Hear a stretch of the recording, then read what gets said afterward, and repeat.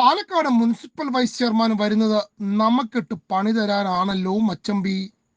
ഇനി ഞാൻ ആരാണെന്നായിരിക്കും നിങ്ങൾ ചോദിക്കുന്നത്. ഞാനാണ് പാലക്കാട്ടെ മുനിസിപ്പൽ ബസ് ടെർമിനൽ.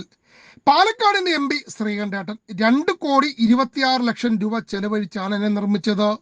സത്യമാണ്. ഇന്നലെ രാത്രി ഉണ്ടായ കാറ്റിലും മഴയിലും 4 ഷീറ്റ് പറന്നുപോയി. അതിനാണ് മുനിസിപ്പൽ വൈസ് ചെയർമാൻ വന്നിരിക്കുന്നത്.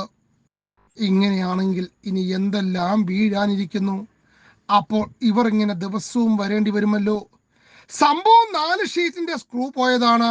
അത് ആരും അറിയാതെ കരാറുകാരൻ തന്നെ ശരിയാക്കുന്നുണ്ട്.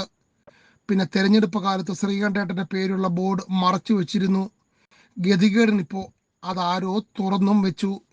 ഇനി നാട്ടുകാരൊക്കെ എന്തൊക്കെ പറയുമെന്ന് കണ്ടറിയണം. 2,26,00,000 രൂപയല്ലേ എനിക്ക് വേണ്ടി മുടക്കിയത്. ഇത്രയും പണം മുടക്കിയപ്പോൾ നല്ല ബലമുള്ള സ്ക്രൂ ഇട്ട് ഒന്ന് മുറുക്കിയിരുന്നെങ്കിൽ ഈ നാണക്കേടുണ്ടാകുമായിരുന്നോ? അതെങ്ങനെ? തെരഞ്ഞെടുപ്പിന് മുമ്പ് ഉദ്ഘാടനം ചെയ്യണമെന്ന് ശ്രീകണ്ഠേട്ടൻ. ക്രെഡിറ്റ് വേണം അതിനാണേ. പറ്റില്ലെന്ന് BJP ഭരിക്കുന്ന നഗരസഭ. ചുരുക്കി പറഞ്ഞാൽ എന്നെ പോലെ ഗതികെട്ട ഒരു ബസ് സ്റ്റാൻഡ് വേറെ കേരളത്തിൽ കാണില്ല. ഭാഗ്യം ഉദ്ഘാടനത്തിന് മുമ്പായതുകൊണ്ട് പറന്നുപോയ ഷീറ്റൊക്കെ കരാറുകാരൻ ശരിയാക്കും.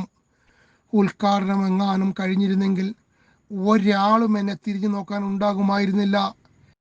എന്റെയൊക്കെ വിധി അല്ലാതെ എന്താ പറയാൻ.